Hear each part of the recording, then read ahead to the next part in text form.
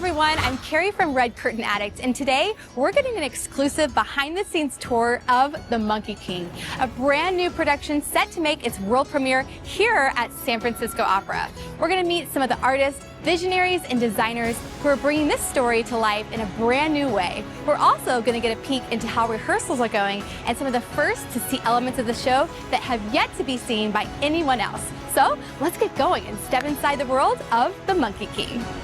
First up, I'm headed to meet my tour guide of the day, San Francisco Opera's General Director, Matthew Shilvach, who has been at the forefront of shaping and innovating how we see and experience operas in the 21st century.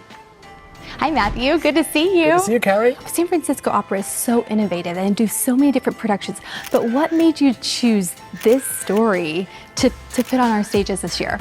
Well, we really wanted something that was going to connect to audiences really across the Pacific. Yeah. And this is building on the huge success we had with Dream of the Red Chamber, another one of the great canonical Chinese novels. And so looking for something that would really appeal to a broad audience, both here in San Francisco and then hopefully in China as well. And it really has. And I'm so excited to see how the community is engaged and excited around this. And we haven't even opened the curtain yet. I know. And the community of artists that are getting behind this is a lot of work. So here's my question. If, from the day you say, let's do it, to then the curtain rising, how long does it take for a production of this scale to come into fruition? So we began talking about this about 8 years ago, 2017. So that's a pretty long period of time. I would say from the point we actually greenlit it until we're doing this, probably about 4 years. Okay. Yeah, so it's an epic journey in and of itself. It's a lot coming together, and I'm excited. So I'm going to get to walk through here at the Zellerbach Hall and get some of the behind the scenes. See what's going on? Yeah, okay, so why the Zellerbach Hall? Do you not perform or do dress rehearsals on the stage here? So we are so fortunate because we have right next to the Opera House at the back of Symphony Hall, we have a rehearsal space that was built just for opera rehearsals. And so it has a stage size space that we can rehearse on. It's very tall. It doesn't have the fly loft, so we can't fly scenery in and out, but you can work in a similar size space to the stage. So it's like an exact replica of the size here in the War Memorial. It is. Didn't even know. So that's where we can I'm work excited to see it. all of our magic tricks for the Monkey King. Very cool. Let's go see it. Absolutely. Let's go. Something I love about San Francisco Opera is you're constantly innovating how we're seeing, how we're experiencing opera. How is the Monkey King continuing to push those boundaries? Well, I think taking on a story of this epic magnitude, first and foremost, is really exciting, and just a piece that has so many locations and a piece that speaks so clearly to, for so many people, a story that they grew up with. Right. So that's really important. And then all of the stage magic that's happening, which is really pulling on all the departments of the opera company. Visualization, exactly. The music. How do you make the heavens? How do you make the seas? How do you, all of these different elements, and make them quickly. And so it's always in motion, it's always ephemeral, so super high visual elements to it. And then Huang Ruo's really accessible music, just constantly morphing between this really propulsive music and then this ethereal music, which takes us into this Diamond Sutra. So it's just always on the move. This story has been translated into film, books, animation, video games. I mean, the list goes on and on. But I'm curious how you see opera really opening up the story even more, maybe a different perspective on the stories that people didn't see before. Yeah, the Monkey King, as I've come to learn, is got so much flexibility. Yeah. You can tell this story through so many lenses and find different aspects of it. And as you say, it's been used over so many years, decades, centuries, to really reflect what's happening in that moment. So I think from an operatic perspective, one of the things that we really wanted to make sure we were doing was bringing the heart into it. And so that's why Huang Ruo and David Henry Wong have woven in this Diamond Sutra to kind of give the broader meta story of what's going on, which ultimately in the entire book is a monk traveling from China to India to pick up these sacred scrolls. Now we're not getting to that bit yet in the opera, but by weaving in this really beautiful ethereal element, we begin to glimpse that bigger part of the story. I love that. And that's what I love about opera is it can make you kind of be still for a minute. Right. Sit in a moment that Exactly. sometimes film, TV, it's just too fast these days. Exactly. But opera, you can really feel the character, you can really get that level of intimacy, that vulnerability of an artist and the story, which I love. Yeah, we've got all of the extraordinary high energy, heroic action. Yeah. And then suddenly everything pauses and we're suddenly up in the heavens and the Guanyin goddess is looking down on the Monkey King and shining a spiritual light on where he's going next. Very cool. Well, we're going next to the door, right? Let's go. Back. Let's do it. I'm so excited to see all the characters come to life. But I have to ask, Matthew, if you could be one of these characters in the opera, what would you pick? Ooh, there's so many good ones. I know. I'm gonna go with the Monkey King puppet. The Monkey King I would be the puppet, yes. What does that mean? Because the puppet has so much fun in the show. I love that. Does he fly? He flies. He flies? He flies, he does everything. And we're gonna see those later. So I'm gonna head in to see some of the cast members, meet Basil, right? Okay. And see all these puppets. Okay. Okay. I'll head this way. Thanks, Matthew. Thanks, Carrie. Kang Wang will play the iconic character, the Monkey King.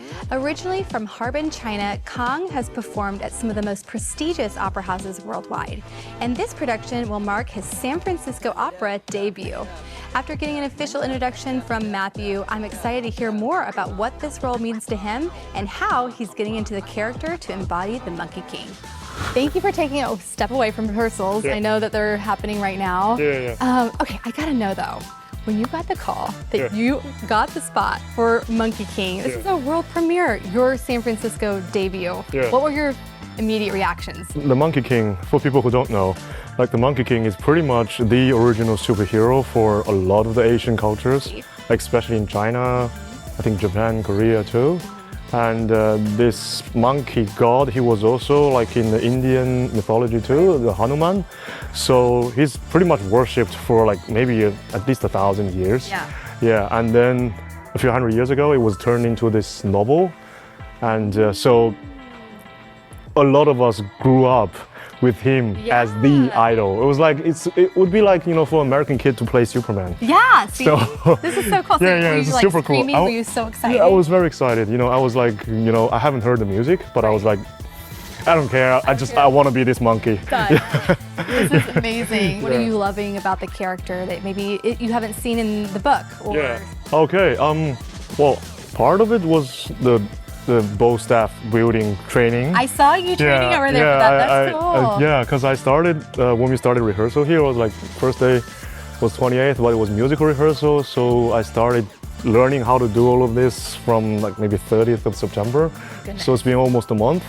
And it's that fascinating. When you signed up for opera, you'd be doing all these things with staffs and fighting scenes. But there's a lot of varieties and interpretations, and this is a brand new interpretation. So what has been kind of your process to find your version of the Monkey King? For me, it actually helps that there are different interpretations of this monkey, because traditionally, like in Chinese culture, the monkey is always a little bit like this.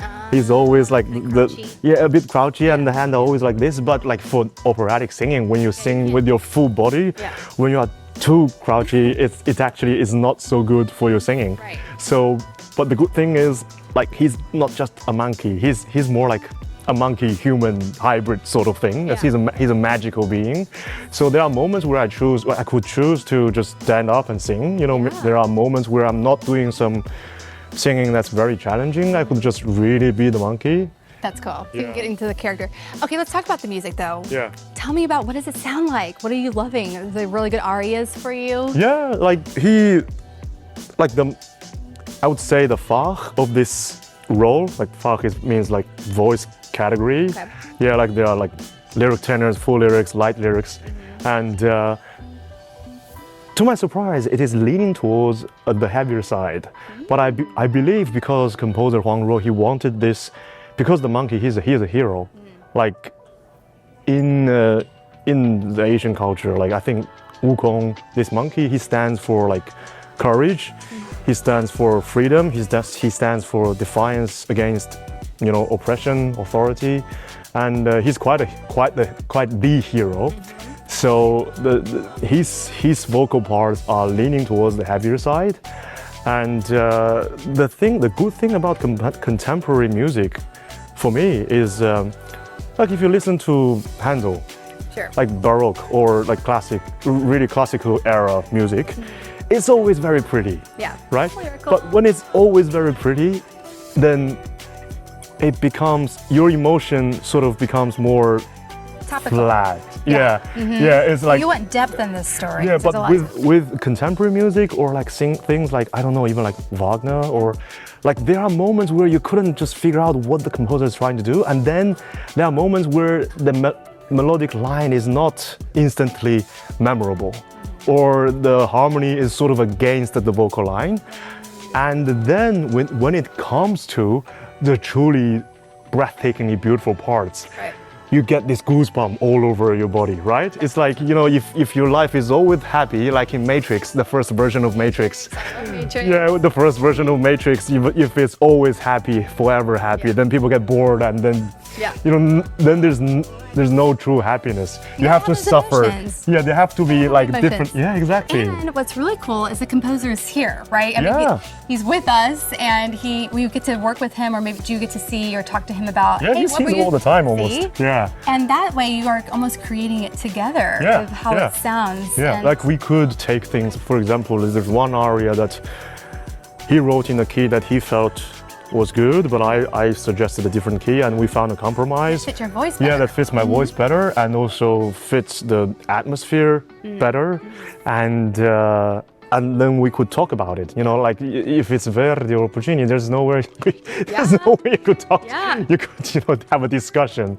Love it. Look at these horses back here. Look at how it's all coming together. Yeah. I love it. Yeah, that's the scene where the heavenly stable is with the heaven royal horses. Yeah, that's very tiring for the It sounds like puppeteers. there's a lot of different scenes. What is your favorite scene that we should look out for? That we know this is the Monkey King scene.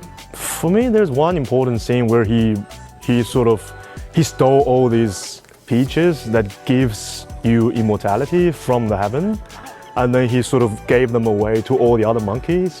That was nice. Yeah, he was like Prometheus, right? Yeah. yeah. Hand them out. Yeah, and he handed them out, and for me that was a great scene, and also that's where he rose up against the heaven, and he named himself the great sage, equal to heaven. Dang. Yeah, that was a bit. If you watch Planet of the Apes, is it Planet of the Apes? Yeah. Yep. Caesar, I mean, where Planet he of the Apes was in San Francisco. Yeah, you know, it was. Yeah, I was in Muir Woods National Monument, where they retreated to, right? Another monkey place. Yeah, and that's very similar to how Caesar stole the drug from the company and gave them to the apes, to chimpanzees. Parallel. So maybe if you like, it was super cool. Planet of the Apes, you'll like some Monkey King. Yeah, it was similar. Yeah, actually, yeah. And for all those wondering, why should they see Monkey King? What would you say? I think it's a good introduction to a very powerful superhero that is from China. Well, not really, actually. It's a combination of different Asian cultures. Sure. Yeah, like I said, Hanuman, the monkey god, was from Indian mythology too. Yeah, so it's a good story, superpowers. And if you like video games, like you must have played Black Myth Wukong, and I mean, that's the same monkey. Yeah, it looks different. There's a little bit for everyone. Would you say? Yeah, there's a little bit for everyone, and if you love stories of like Robin Hood or the Planet of Apes, you'll like this. Cool. Well, I'm going to go meet Mei Gui. I think she's this way. But thank you so much for telling me and all about the Monkey King. It's so cool to meet the Monkey King himself. Best of luck. Can't wait to see you on the stage. Yeah, thank you. Thank you. After hearing from the Monkey King himself, now I'm headed off to meet Mei Gui, who plays Guanyin, a divine spirit who brings wisdom, protection, and light to the Monkey King's life-changing adventure. Mei Gui has performed many times with San Francisco Opera and even received some of her training here earlier in her career. This is so cool just to see the costumes, where it's all coming together. Okay, so for your character though, Guanyin, tell me about it. What's her significance to this story? Yeah, Guanyin actually has a very special relationship with the Monkey King, the monkey. She's like always like a teacher and always like a protector to Monkey King. Like a spiritual guide. Yes, okay. yes. And also for her characters, she's very calm and peaceful, and also she's very compassionate. Yeah. I feel like that fits you perfectly. You're very calm, you're very at ease, and you're like, hey, I could just walk into this character. Yeah, I'm trying to be calm and it See? suits for the role. I love that. What has been your favorite thing about being in the Monkey King so far? I know the show is still coming together. I'm seeing some of the costumes back here. Yeah. Very exciting. The first of the things is the music, because most of the my singing, I have like 3 arias, and then those melodies are like extremely beautiful. Yeah, so I can't wait to sing for you guys later. Yeah, which is very soon. Very soon. Yeah. Now, this isn't your first time in San Francisco. You actually got some of your training through the Marilla program. How did Marilla help you equip for your career now? Oh, that was like almost 7 years ago, 7-8 years ago. Yeah, I had such a wonderful training and the best coaches and best voice teachers and the conductors always around me. And then we have, I still remember I did the Rigs Progress with Marilla program. I sang And True Love. It was really a big start for me. Yeah. And I love that Marilla is here in San Francisco. I mean, it's really the place to get the best opera training in every aspect. So welcome home. Thank you. Thank you so much. Okay, let's talk about fashion. I love a good fashion. I love a good outfit. I love a good costume. I'm seeing some things behind me. Tell me, maybe come over this way, actually. Let's look through these. So you told me earlier, these are some of the costumes that you're using for rehearsal, right? Those are all the rehearsal, like dresses. Oh, I think this is mine. Oh, can we see it? Can we see it? Yeah, this Pull one. it out. Yeah, Ooh. this is just for rehearsal. Like, but let's look at that back. Yeah, Ooh, yeah, like a cape. So you can see the shapes, but my real costume is going to be all white. Wow. Yeah, I mean, it's very similar to this like fabric. Yeah, like the it's very texture. angelic. This kind of light fabric. Right. Like makes you feel like the length and how you walk. Right. Yeah, on the stage. Right. Yeah, exactly. What is one of your favorite costumes that you love wearing? Oh, like anything. I like to try. I like to try different kinds of costume. Now you're not going to wear anything like this, right? You're more angelic. No, I think this is for monkey. That's for monkey. I think so. Oh, yeah. fine. And there's something for Lao Zi. Yeah. You know, like for the Jade Emperor. So, like you were saying, you've performed with San Francisco Opera a few times. What do you love most about performing with this company? Oh, of course, the audience. The audience. And the acoustic of the opera house. Yeah. I love everything about. It's a good place to be, and we're so happy to have you. Thank you. Has there been anything like backstage, costume-wise, prop-wise, that you would like to take home with you? I mean, I won't tell. Oh. I'm just curious. I'm searching my lotus flower. Where's that? Because this is my unique prop. Lotus flower? Yeah, when I sing, like when I'm flying on the sky, I always hold this lotus flower. Oh wait, I don't see it. I'm stuck on you get to fly in the sky. Wait, you get to fly in the show? Yeah, like 90% I'm on the sky. Are you serious? Exactly. You're not afraid of heights, are you? Well, I'm overcome it. Goodness. But it's going to be so excited. Yeah. I think you'll probably have the best view in the house. Yes. Seeing the full room, because this opera is getting close to being sold out. So you're going to see a full room of people enjoying this performance. Yeah. And I'm sure that energy you feed off of that. Exactly. Well, this is a beloved story, and I can't wait to see it live here at San Francisco Opera with you. You're going to do amazing, and I can't wait to see you fly. Oh, yeah. I'm very looking forward to it. I got to see how all this works. I want to see how the puppetry works. So next, I'm actually going to meet Basil Twist. Is he around over here? I think he's there. Oh, Let's find him. Okay, thank you. Now that I've met some of the characters, I'm excited to meet one of the creators of the production. Basil Twist, the puppetry director and set and puppetry designer, who is one of the brilliant minds behind the stunning visual world of The Monkey King. Basil Twist, so good to see you. I've been waiting to meet you. And one of the things I love about you is your name. Is this a nickname or is this actually your real name? It's my real name. It's so cool. Where did it come from? My dad and my grandfather are also Basil, so I'm the Basil No, III. you're Yeah. Basil Twist the third. I am. That makes it even cooler. And I was reading too, you have actually this generational story of puppetry in your family too. It's more on my mother's side. On your mother's side. So my mother was a kind of amateur puppeteer when I was growing up, but then her father was a musician primarily, also based in San Francisco. I'm a native San Franciscan. And he was a big band leader, but he used puppets as part of his act. Really? So anyway, so somehow the gene has made its way down to I me. love that. And I feel like someone's creeping in on our conversation right now. Oh, How did you get there? the Monkey King. This is the Monkey King. He's Yeah. been here all along. Oh my gosh. What a beautiful puppet. Is this the monkey? Is there like different versions of Monkey King, or is this the Monkey King? Well, there's multiple Monkey Kings in the show. There's there's an opera singer, Obviously, of course, yes. because it's an opera. We met him. And then there's a Peking opera style dancer. Much more than he does a fusion, but he includes Peking opera. And then there's the puppet.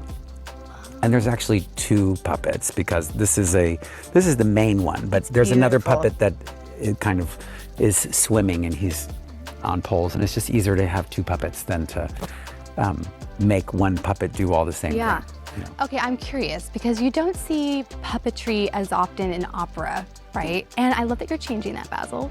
And I love that. How are the characters going to be interacting with the puppet? Are they going to be interacting with them, or are they almost a transitional character in between scenes? There's sometimes a transitional character, but I think there's like there's a poetry to puppetry that we love. There's something special about it to have this kind of, you know, it's sort of an avatar. It's different than the performer in flesh and blood. It's the idea. He's made out of, you know, he's plastic and he's made out of foam and stuff. So he's the idea of the Monkey King. So we love that we present that, just the idea of the Monkey King. And that the puppet, there's a certain delight that people have in puppets. Right. So, you know, the puppet can't do everything. You can make puppets do many things, Sure. but it's also just, it's like, bring in the puppet now. We want the puppet. We want the energy that the puppet, that we feel something more. We kind of imagine and dream into the puppet, and we somehow relate to it more. And I feel like that's where some of the magic comes into play in this show as well. And there's different sizes. I'm seeing a huge horse behind us. So it's not just the small puppets. Tell me about different sizes, these big ones, how are they coming to play? Well, there's horses at some point in the story. There's a giant snake over there. There's different elements in the show, but I'm also the scenic designer for the show. So, and in a way, I'm a non-traditional scenic designer. I really am a puppeteer. So it's, for me, the entire set in a way is a puppet. I use a lot of fabric in the show, so the fabric is kind of pulled and manipulated and transformed into different shapes. So I'd say the biggest puppet is the set. Is the set. Yeah. Okay, because this is what I'm loving, is that it's ever flowing. I mean, there's all these different, what are some of the, can we come over here maybe a little bit? Yeah. What are some of the fabrics that you're using to get that flow? Well, this is the ultimate fabric. This is silk. This is silk. So, and this is a very lightweight. This is a habitai, which is a Japanese silk. It's almost what I just saw other than the costumes. Oh yeah. Yeah, so the costumes, the set, it's ever flowing. No, I can't do the entire set with this kind of silk. It's a little too flimsy. But I use, you know, the stuff that you see in the back here, this kind of swag, so You these guys see the stacks. jellyfish? The jellyfish are also made out of silk. So they have just a great movement to them. And you know, like the way that a curtain goes across stage, it has a drama and a movement to it that I cultivate and love. I'm sort of choreograph the movement of inanimate objects, be they a horse or a monkey or just a curtain. I'm sort of into how those things come alive. Okay, I've got to go see that snake. It's looking over at me. I got to go see it. Can we go see it? Sure. Okay, let's go see it. Okay, look at this. Oh my gosh. He could eat us. He could, yes. He's a big old snake. He's not done yet. We're still working on many things. That's what I love about it. But at some point, the Monkey King does battle with a giant snake.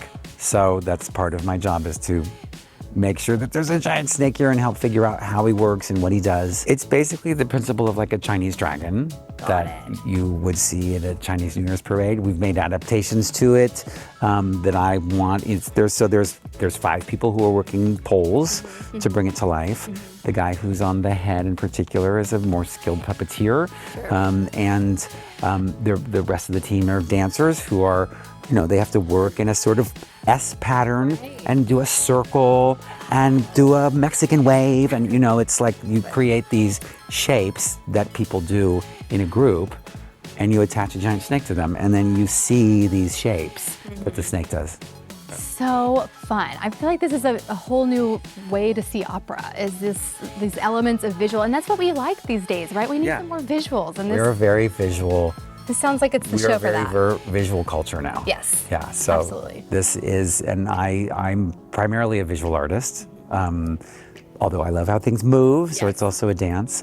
But this show should deliver on visuals. I've been a huge fan of your work. I've seen you do many different productions all over the world, but I also love that San Francisco is your home base, and I loved your work with San Francisco Ballet's Cinderella. Thank you, I How love it is too. this different, though, from those previous productions, or how is it harder, or hey, this really helped me bring this to life from a previous show?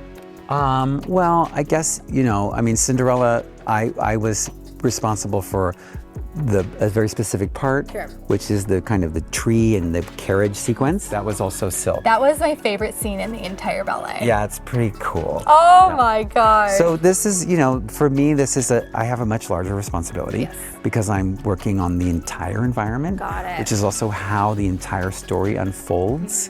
And I'm doing it my way, which is with, a lot of fabric, a lot of movement. It's a lot of moving parts. Frequently in the opera, you might see there's a set and maybe it changes at intermission, but this is like, it keeps moving. It keeps changing.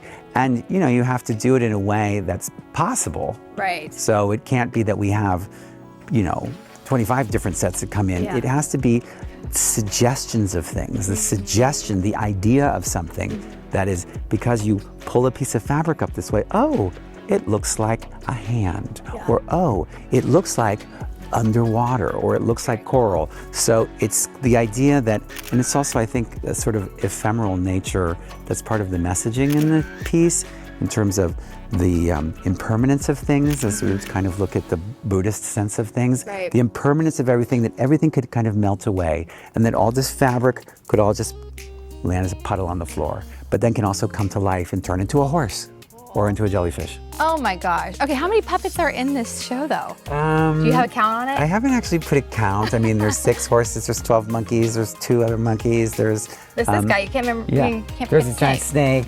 I don't know, there's probably 50 puppets, but that feels too little. It's more because I feel like the entire show set is also puppet set. And so the value of that is much bigger than one little dinky monkey puppet. Okay, if there's a favorite scene so far, I know rehearsals are still coming together, but is there a scene that we should look out for that you love? Well, we're working on the battle sequence right now, which is pretty intense and puppet heavy. Yes. So the battle sequence, which opens Act 2, is spectacular, and then the finale of Act 1, where the fabric transforms into something surprising, is the coup de théâtre of the show. Well, thank you for spending time with us in your busy schedule. You have a lot going on here, so congratulations. I can't see it. Thank you. Thanks, Basil. Thanks. After experiencing this behind-the-scenes tour, I'm even more excited to see this production in its full glory, and I hope you are too. You can catch this world premiere of The Monkey King at San Francisco Opera from November 14th through the 30th. And to see even more highlights from today's tour, head to redcurtainaddict.com, where you can also grab your tickets to see this exciting production. But don't wait too long, because as you can imagine, they're going fast. Thanks for joining me for this fun adventure. I'm Carrie from Red Curtain Addict, and I look forward to seeing you in the audience.